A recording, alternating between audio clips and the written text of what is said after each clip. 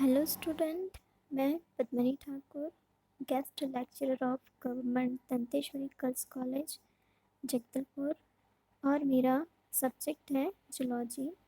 ये जो वीडियो मैं बनाने जा रही हूँ ये जूलॉजी के छात्रों के लिए बहुत उपयोगी होगी। तो हमारी आज की टॉपिक है सेल डिवीज़न। सेल डिवीज़न होता क्या है?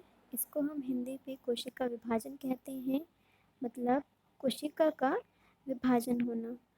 मैंने इससे पहले कोशिका की 2 क्लास ली हैं, जिसमें मैंने कहा है कि कोशिका का जो नेचर होता है वो क्या होता है, डिवीज़न का होता है।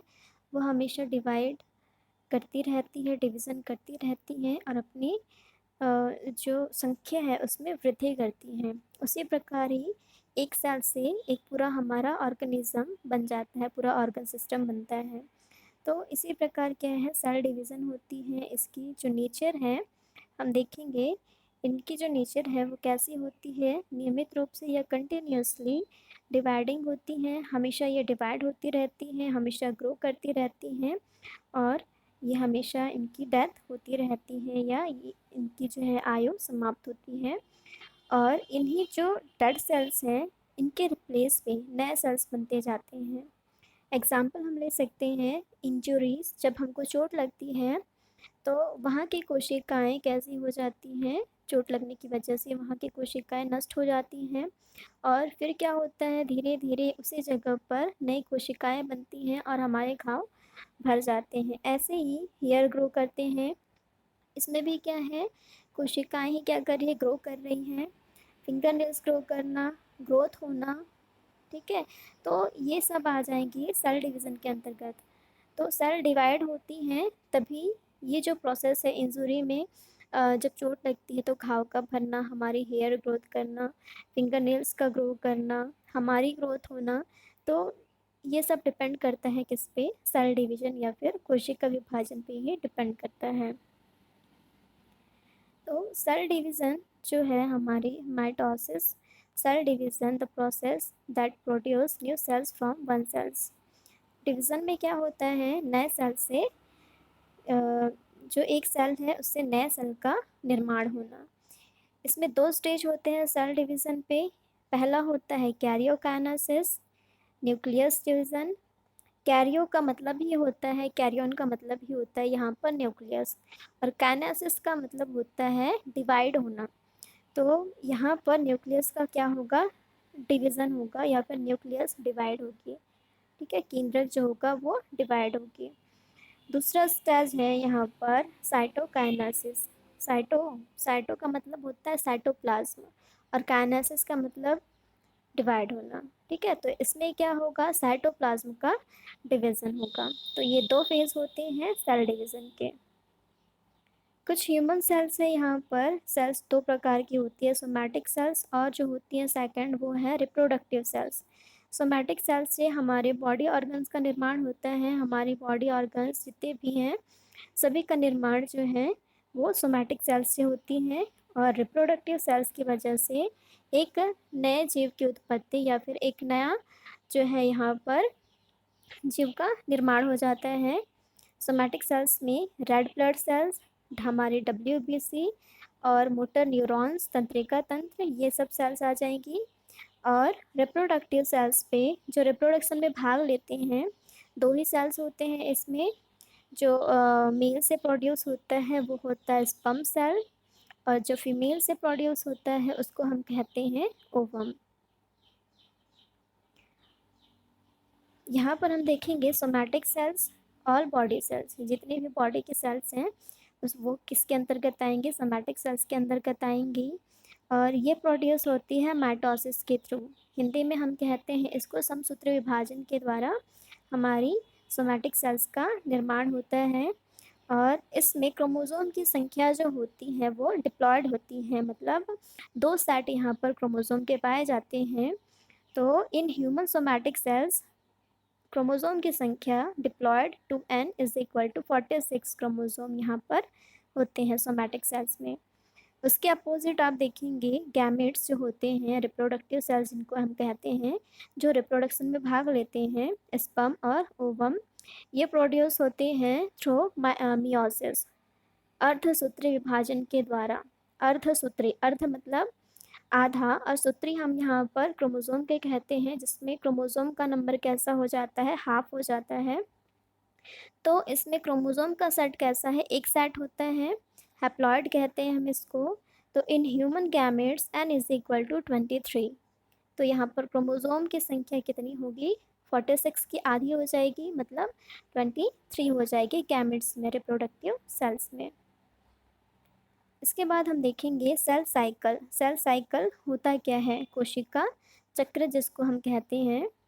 तो cell cycle and mitosis. Cell cycle में what is cell cycle, sequence of event involves DNA multiplication and cell division to produce two daughter sales.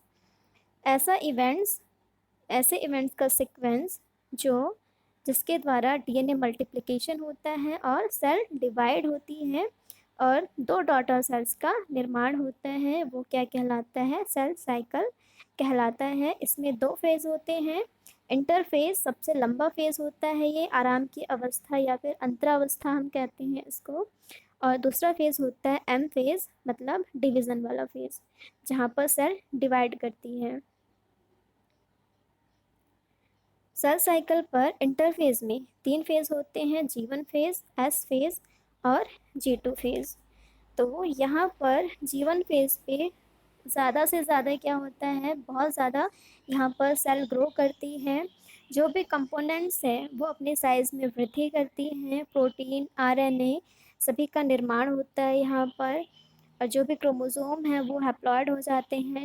इस सेल का जो शेप है, साइज़ है और उसका जो बायोमास है उसमें बहुत ज़्यादा वृद्धि होती है, किसमें, G1 फेज़ में।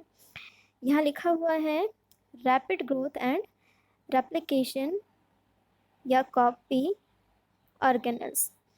ज़्यादा से ज़्यादा तेज़ी से यहाँ पर ग्रोथ होता है, कोशिकाओं का रेप्लिकेशन होता है, कॉपी बना लेते हैं ये अपने ऑर्गेनल्स के, जितने भी ऑर्गेनल्स होती हैं, माइटोकॉन्ड्रिया, एंडोप्लाज्मिक रेटिकुलम, ये सब क्या करते हैं, अपनी कॉपी बना लेते हैं।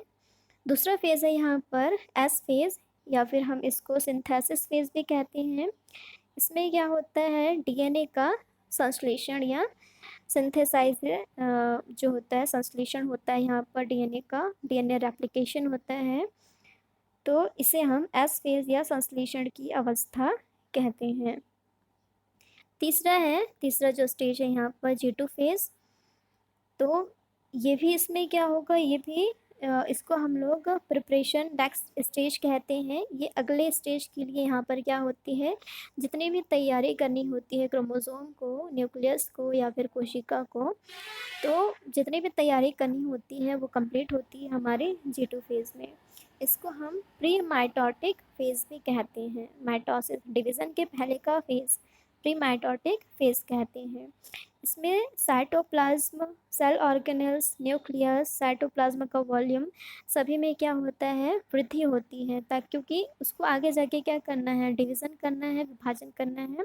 तो उसके पहले की जो तैयारी की अवस्था होती है अगले स्टेज के लिए, वो होती है G2 फेज़ पे। तो ये सेल साइकिल पर इंटरफेज़ के 3 फेज़ हैं। उसके बाद सेल साइकिल के बाद अब देखेंगे मैं बताई थी एम फेज़। एम फेज़ पे जो है डिवीज़न फेज़ आता है। तो उसमें है माइटोसिस फेज़, समसूत्री विभाजन। समसूत्री मतलब जो क्रोमोसोम की संख्या इसमें कैसी होगी, समान होगी, इक्वल होगी। व्हाट इज़ माइटोसिस, तो nucleus division of parent into 2 nuclei. इसमें न्यूक्लियस का डिवीज़न होता है और 2 न्यूक्लियाई का निर्माण होता है। यहाँ पर सेम नंबर क्रोमोसोम होते हैं। क्रोमोसोम की संख्या जो पेरेंट की है 46, वही किस में होगी, डॉटर सेल्स पे होगी, 46 ही होगी। और सेम जेनेटिक कंटेंट, मतलब जो भी जेनेटिक मटेरियल पेरेंट्स पे होते हैं वह जो है यहाँ पर डॉटर सेल्स पे भी होगी। मतलब जो डॉटर सेल्स यहाँ पे बनती हैं वो कॉपी होगी हमारी पेरेंट सेल्स की, किस में, माइटोसिस डिवीज़न पे। फेज़ आप लोग देख लेंगे यहाँ पर, पहला phase interphase, prophase, metaphase, anaphase और टेलोफेज़। उसके बाद होता है साइटोकाइनेसिस या फिर साइटोप्लाज्म का डिवीज़न। मियोसिस मियोसिस या फिर अर्धसूत्रीय विभाजन, जिसमें सूत्र की संख्या आधी हो जाती है, मतलब क्रोमोसोम की संख्या जो होती है वो आधी हो जाती है। What is meiosis? Cell division occur in reproductive organelles. जो सेल डिवीज़न होता है वो किस में होता है? इसमें रिप्रोडक्टिव ऑर्गन्स में। रिप्रोडक्टिव ऑर्गन्स हमारे हैं टेस्टिस और ओवरी, जो गैमेट का फॉर्मेशन करते हैं। टेस्टिस से बनता है स्पर्म और ओवरी से ओवम का फॉर्मेशन होता है। और इसमें जो क्रोमोसोम होते हैं वो कैसे हो जाते हैं? हैप्लॉइड हो जाते हैं। इनकी जो संख्या होती है वो आधी हो जाती है, किसके? अपने पेरेंट सेल के आधी हो जाती है। Comparison and contrast between meiosis and mitosis, दोनों में डिफरेंस क्या है? तो यहाँ पर देखेंगे मियोसिस में जो प्रोसेस है, इसमें मियोसिस में डॉटर सेल्स का नंबर 4 होता है, 4 डॉटर सेल्स बनती हैं। और माइटोसिस में डॉटर सेल्स नंबर 2 बनती हैं, 2 डॉटर सेल्स का निर्माण होता है। Number of chromosome in daughter cells human, तो यहाँ पर क्रोमोसोम की संख्या जो होती है मियोसिस में आधी हो जाती है, अर्धसूत्री विभाजन है तो 46 का हाफ 23 हो जाएगा। 23 क्रोमोसोम होते हैं मियोसिस पे। और माइटोसिस पे जो क्रोमोसोम की संख्या है वो कैसी होगी? 46, मतलब 23 पेयर्स होंगे, उसमें जोड़ी होंगे। प्लॉइडी कैसी होती है? तो मियोसिस पे जो क्रोमोसोम है वो कैसे होंगे? पेयर पे नहीं है, ये सिंगल सिंगल है, तो इनको हम कहते हैं हैप्लॉइड। ठीक है। और माइटोसिस पर जो होंगे ये पेयर पे होते हैं। 2n इज इक्वल टू, हम लिख सकते हैं 46। तो यहाँ पर माइटोसिस पर हम कहेंगे इनको diploid. Genetically identical to parent, तो मियोसिस पर जो भी सेल्स बनते हैं, जो डॉटर सेल्स बनते हैं, नंबर 4 बनते हैं, 4 नंबर बनते हैं, एक सेल से 4 डॉटर सेल्स बनती हैं। और वो कैसी होती है? अपने पेरेंट सेल्स की आधी होती हैं, क्रोमोसोम की संख्या आधी हो जाती है। और अपने पेरेंट सेल के जैसे नहीं होती, उनकी उनसे अलग होती हैं। ठीक है, क्योंकि क्रोमोसोम की संख्या पेरेंट सेल्स पे ज़्यादा होती हैं, डिप्लॉयड होती हैं, पर जो डॉटर सेल्स बनती हैं वो हमारी हैप्लॉयड बनती हैं। माइटोसिस पे जो है जेनेटिकली आइडेंटिकल टू पेरेंट, तो ये यस लिखा हुआ है, क्योंकि जो भी माइटोसिस पे जो भी डॉटर सेल्स बनते हैं वो अपने पेरेंट सेल्स के आइडेंटिकल होते हैं, उनकी कॉपी होती हैं, सेम टू सेम। क्रोमोसोम की नंबर, उसमें जो भी जेनेटिक मटेरियल होता है पूरा का पूरा जो है वो अपने पेरेंट सेल्स से आता है। डिवीज़न जो होता है माइटोसिस पर वो एक बार होता है, एक बार डिवीज़न होता है। मियोसिस पे 2 बार डिवीज़न होते हैं, मियोसिस फर्स्ट और मियोसिस सेकंड होता है। इसके बारे में माइटोसिस और मियोसिस की डिटेल क्लास मैं अगली क्लास में लूँगी। अभी के लिए thank you. I hope so आपको मेरा वीडियो पसंद आया होगा। मिलते हैं अगली क्लास पे।